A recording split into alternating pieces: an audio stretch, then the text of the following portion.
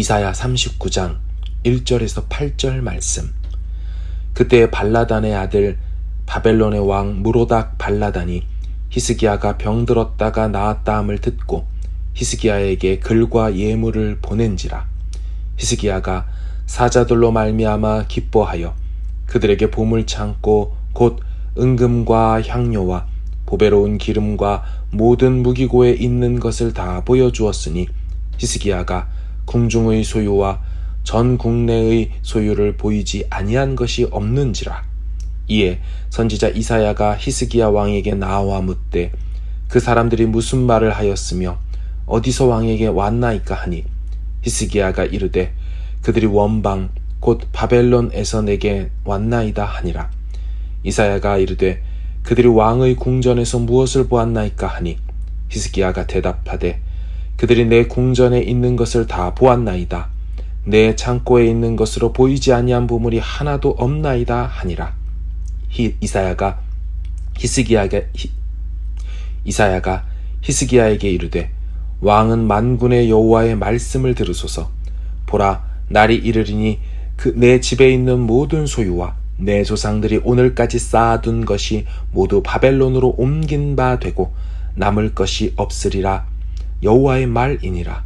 또 내게서 태어날 자손 중에서 몇이 사로잡혀 바벨론 왕궁의 환관이 되리라 하셨나이다 하니 히스기야가 이사야에게 이르되 당신이 이른바 여호와의 말씀이 좋소이다 하고 또 이르되 내 생전에는 평안과 견고함이 있으리로다 하니라. 아멘. 살아계신 하나님, 오늘 이 히스기야의 마지막 장면을 본문을 통해 봅니다. 이사야 전반부의 마지막이자 히스기야의 마지막 모습을 봅니다. 그간 하나님 앞에서 신실하게 또 하나님 의지하며 살았던 모습과 달리 오늘 히스기야의 무너지는 모습을 볼 터인데 이 말씀을 통하여 우리에게도 하시는 하나님의 음성을 들을 수 있도록 도와주시옵소서. 오늘도 주님을 의지하오니 주님의 성령의 능력으로 말씀하시고 또한 그 말씀으로 붙들어 주시고 하나님께서 안전으로 보호하시는 귀한 날만 되게 하여 주옵소서. 예수님의 이름으로 기도하옵나이다. 아멘. 이사야 36장에서 39장까지 총 3개의 히스기야 스토리가 기록되어 있습니다. 첫째는 아수르 왕 사네립의 침공에 대한 이야기로 36, 37장이 되어 있고, 둘째로는 히스기야가 발병하고 회복된 이야기로 38장 내용입니다. 셋째로는 히스기야에게 온 바벨론의 사자들 39장이면서 오늘 본문입니다. 성경을 좀 읽어보신 분들은 아실 것이 오늘 본문에서 우리는 히스기야에 대해 실망하게 됩니다. 왜냐하면 첫째 이야기, 아수르 왕의 침공 시, 즉 국가적 위기를 기도로 극복한 것을 알고 있고요. 둘째 이야기, 죽을 병에 걸린 개인적인 위기도 그 기도로 극복한 것을 알고 있습니다.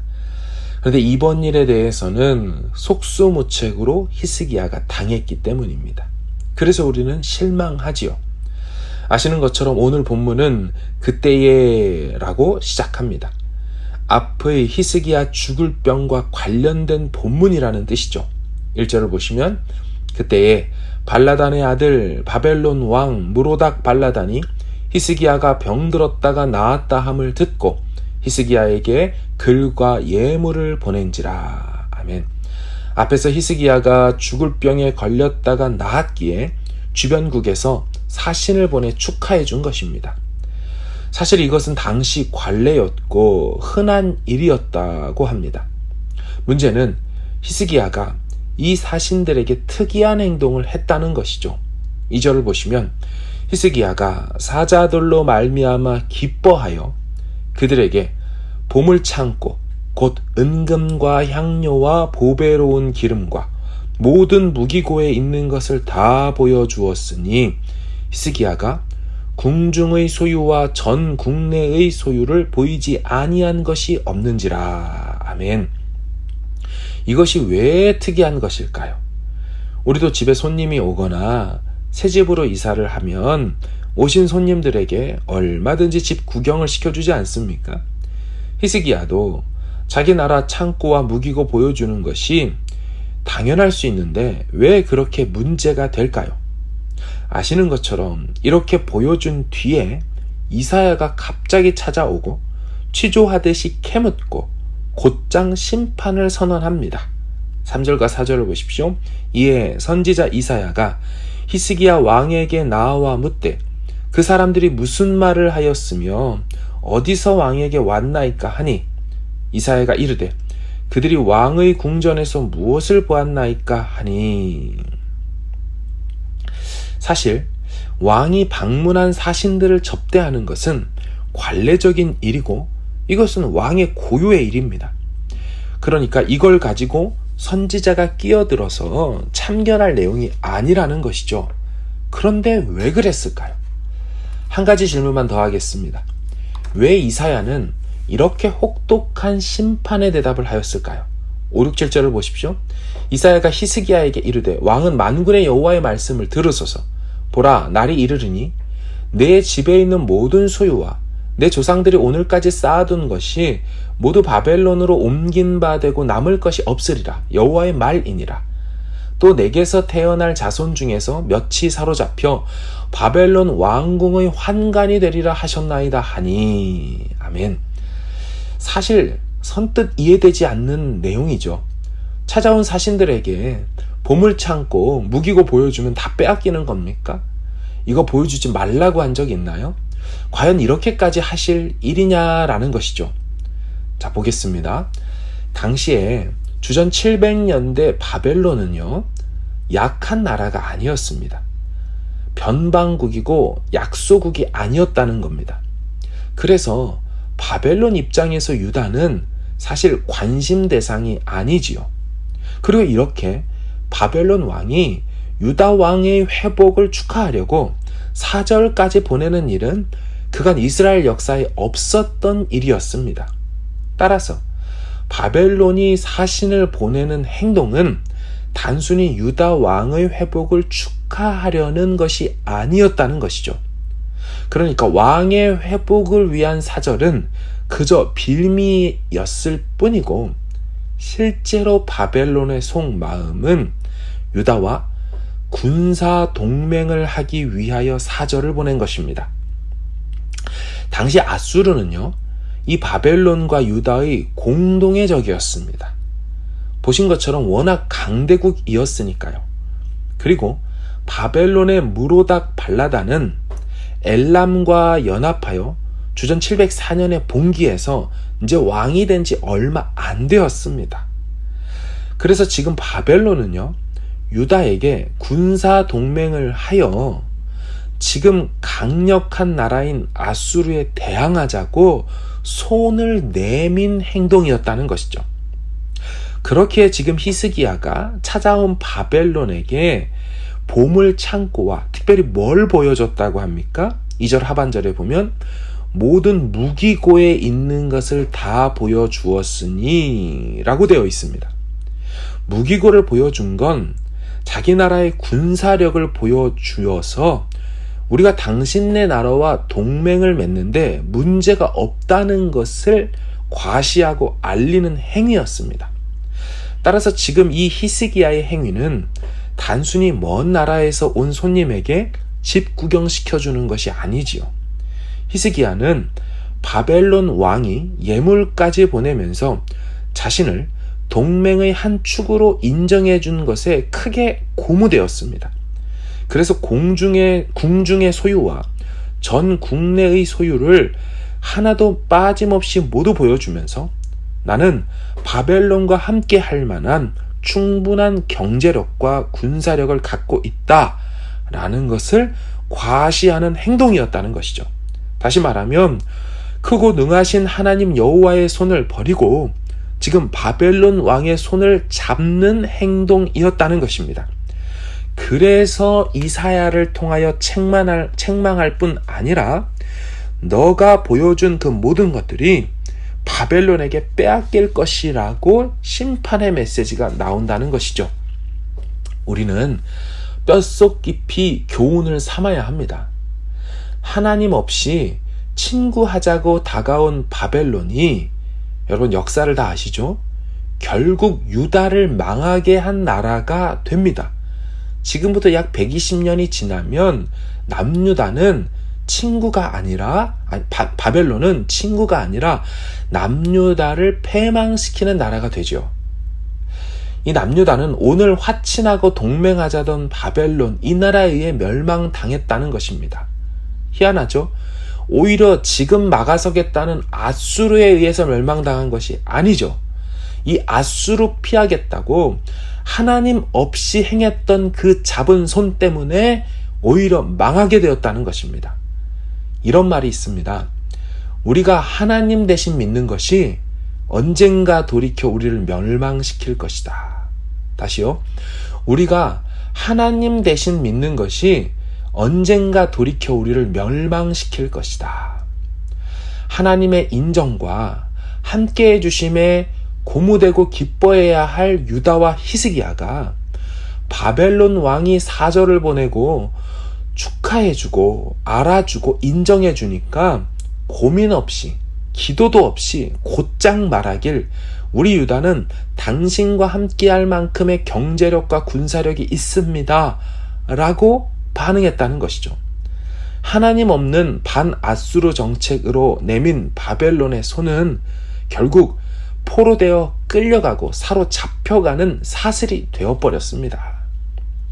안타까운 것이 두 가지가 있습니다. 첫 번째는 바벨론 무로닥 발라단이 보낸 것이 두 가지가 있는데요. 예물과 글을 보냈지요. 여기서 글은 직역하면 서신들입니다.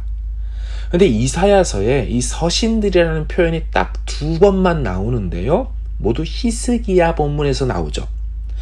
한 번은 여기 바벨론이 보내온 글, 서신들에서 나오고, 다른 한 번은 앞에서 봤던 아수르 왕 사네립이 여호와를 모독하는 서신, 히스기야를 낙심시키기 위해 보내온 서신으로 등장하는 서신입니다. 우리 앞에서 봤죠. 아수르 왕 사네립이 죽이겠다고 무섭게 달려들 때는 그 서신을 들고 여호와 전에 나아가 살려달라고, 도와달라고 기도하는 서신이 되었습니다. 하지만 오늘 본문 속 바벨론 왕 무로닥 발라단이 보낸 칭찬과 인정, 하나님 없는 군사적 동맹으로 아수르를 이겨내보자는 달콤한 이 서신에는 히스기야가 여호와의 전으로 가지도 않고요, 그저 기뻐하여 창고문 다 열고 무기고 다 보여주며 우리같이 손잡자고 반응합니다. 같은 서신인데 너무나 다른 반응 아닙니까?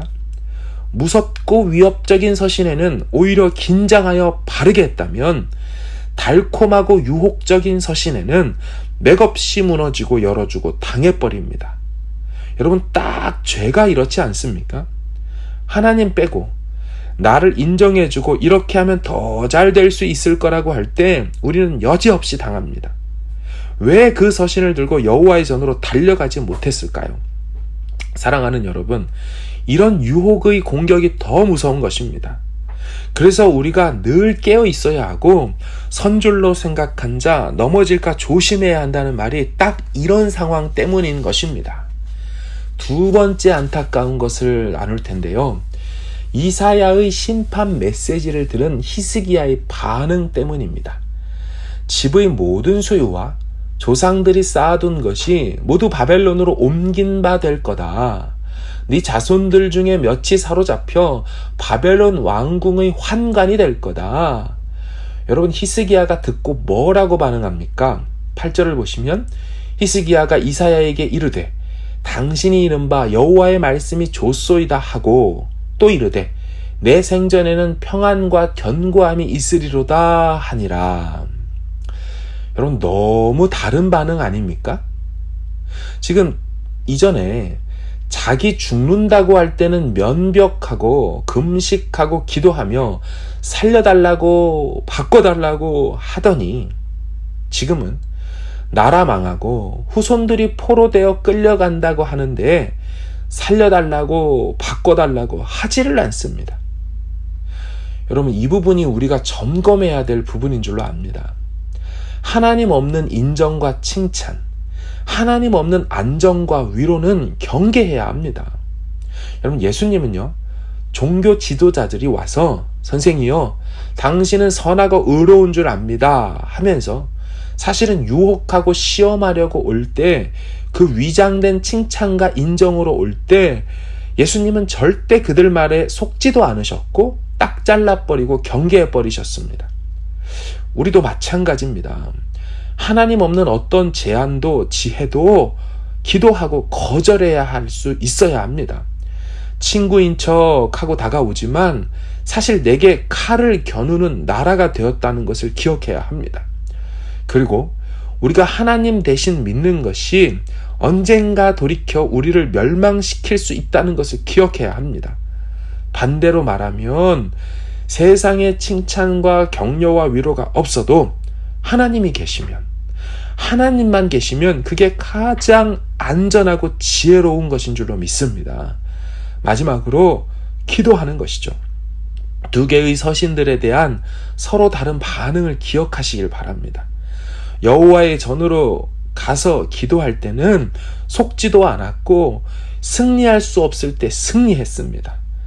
죽는다, 망한다 같은 말을 들었을 때 히스기야가 보냈던 다른 반응을 기억하시기를 바랍니다. 이때도 여호와의 전으로 가서 기도할 때 나음을 얻었고 살았습니다. 말씀을 기억하며 같이 기도하기를 원합니다. 우리는 방심하면 안 됩니다. 좀 전에 병이 나았고 15년 연장되었다는 그 소리를 들을 때는 감사하고 기도로 나아갈 때는 언제고, 바벨론 왕이 하나님 빼고 우리끼리 힘을 합쳐가지고 해보자 할 때는 버젓이 살아계신 그 하나님, 내 생명 연장시켜주신 그 하나님 버려버리고 금방 자기 거 다 보여주면서 나 이만한 경제력 있다고, 나 아직 이만큼 군사력 있다라고 우리 같이 힘을 합해서 해보자고 하나님 빼고 그렇게 살 길을 찾아갔을 때 생명길이 아니었고 멸망길이었다는 것을 우리 기억합시다. 오늘도 이 하루 하나님, 이번 한 주 레벨 2로 바뀌어서 조금 나아졌다라고 되어 있지만 절대로 우리가 방심하지 않습니다. 하나님이 아니 계시면 레벨 1으로 내려가도 내 삶은 안정적일 수가 없습니다. 하나님이 보호해주지 않으면 모든 코로나가 이 땅에서 다 사라졌어도 그건 평안이 아니고 안정이 아닙니다. 하지만 하나님이 함께 하시면 레벨 4에 락다운이 걸려도 우리 가정과 우리 앞길은 문제없고 거뜬합니다. 하나님 때문에 모든 만족을 누립니다. 우리 이 마음으로 하나님만 의지하겠다고, 하나님이 계셔야만 모든 것이 다 이뤄도 다 있는 것이고, 하나님이 아니 계시면 다 없어져 다 있어도 하나도 없는 것이라고, 그런 신앙의 중심 붙들고 나가기를 바랍니다. 우리 가지고 나오신 기도 제목으로 같이 기도하고 오늘 하루를 또 주님 앞에 맡겨드리며 시작하는 한 날 되기를 바랍니다. 함께 기도하겠습니다.